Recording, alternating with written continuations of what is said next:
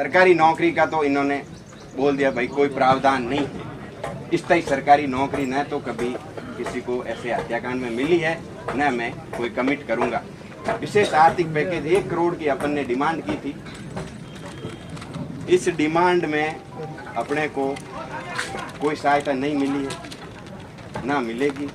हत्याकांड में संलिप्त आरोपियों की जमीन कुर्क करके उस जमीन को गोचर श्रेणी की किस्म में डाला जाए, ये मानने जैसी बात नहीं है, क्योंकि खातेदारी लैंड है, खातेदार का हक होता है। और कलेक्टर साहब ने मना कर दिया भाई इस प्रकार के हम किसी को जमीन है उसको कुर्क करके गोचर में नहीं डाल सकते। शुबेरी टेप और घर है पूना राम जीरो और अटे 4 जनों रो सामूहिक दुर्लभतम तरीके से हत्याकांड हुयो। मने इन घटना री जानकारी मैं इन परिवार री सदस्य हूँ, एक ही ढोणियो है। मने इन घटना री जानकारी सुबह 7 बजे मिली, 8:30 बजे कल सुबह मैं अट आएगो। कल सुबह हूँ पूरी रात अटे आ, सुबह 5 बजे गयो, 2 मिनट घर जान आयो। और मतलब दुर्लभतम से दुर्लभतम अपराध, हीनियस टू हीनियस ऑफेंस, इससे ज्यादा कुछ नहीं कानून की परिभाषा में। इतना बड़ो हत्याकांड हुयो, 30 साल की मेरी उम्र है, मैं जोधपुर के आसपास में कटी अड़ो हत्याकांड नहीं देखा।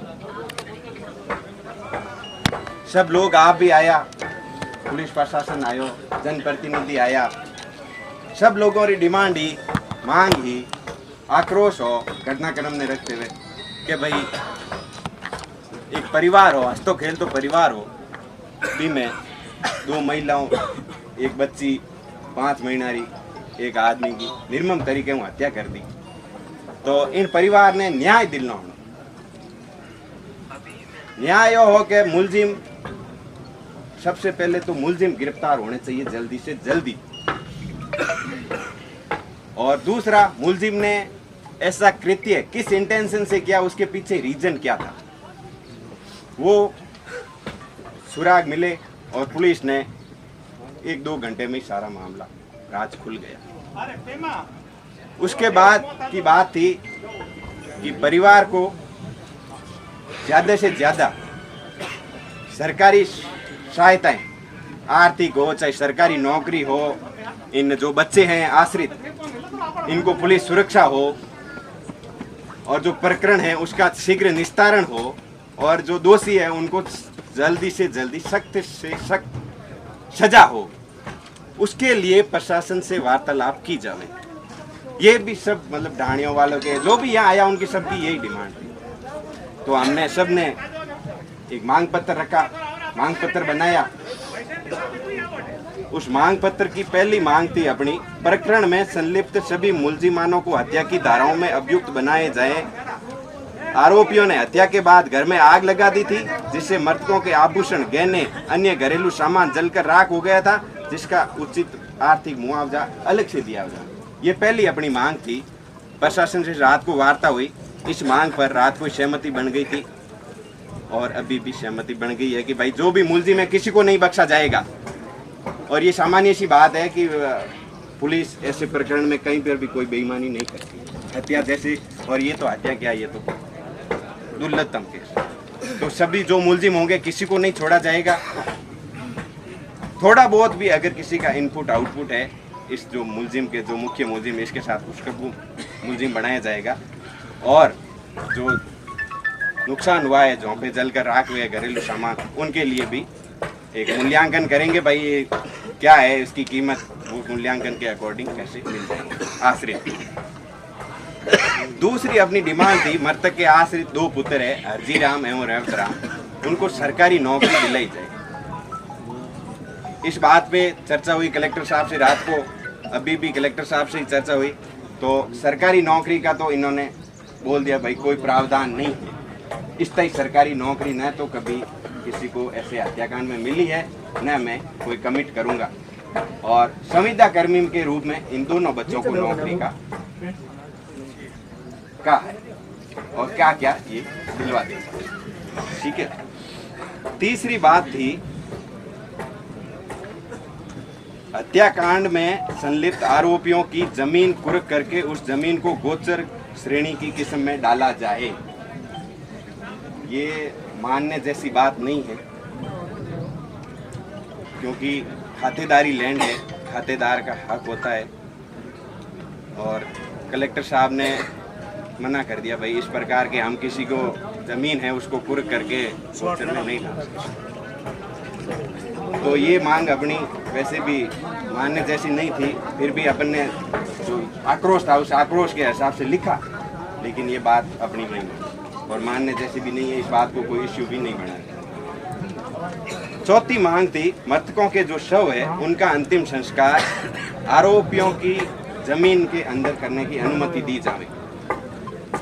तो अंतिम संस्कार शवों का यही होगा, ये बात मान ली गई। पांचवी बात है, इस प्रकरण को दुर्लभतम श्रेणी का अपराध मानते हुए आश्रितों को स्पेशल इकोनॉमिक्स पैकेज, विशेष आर्थिक पैकेज 1 करोड़ की अपन ने डिमांड की थी। इस डिमांड में अपने को कोई सहायता नहीं मिली है, ना मिलेगी। केवल और केवल पीड़ित प्रतिकर स्कीम है 2011 की, जिसमें कोई भी विक्टिम होता है उसको, चाहे हत्या से विक्टिम हो, चोट से हो, बलात्कार से हो, उसमें विक्टिम को राज्य विधिक सेवा प्राधिकरण की तरफ से पैसे मिलते हैं।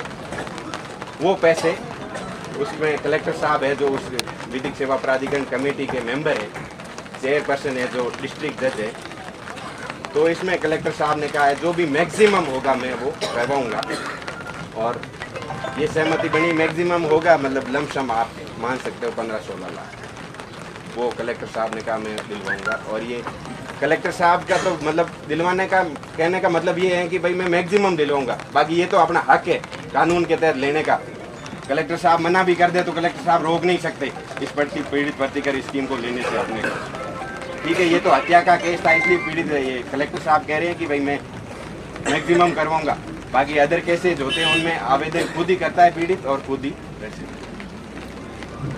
तो इस जो सबसे डिमांड थी, इस परिवार को आर्थिक मदद मिले सरकार की तरफ से, प्रावधानों के अतिरिक्त जाकर संवेदनशीलता दिखाते हुए सरकार के, वो सरकार की ओर से कोई संवेदनशीलता नहीं दिखी और प्रावधानों के अतिरिक्त 1 रुपये का भी कोई आश्वासन नहीं मिला। और इस बात पे हमने परिवार से गए थे, मैं भी परिवार का हिस्सा हूँ, और पूनाराम जी के ससुराल वाले जो मृतका थी दापू देवी, उसके पीर वाले सब बैठे थे। तो हमने सबने चर्चा की, सभी की एक राय हुई, भाई कितने दिन बैठेंगे आखिर पैसे के लिए,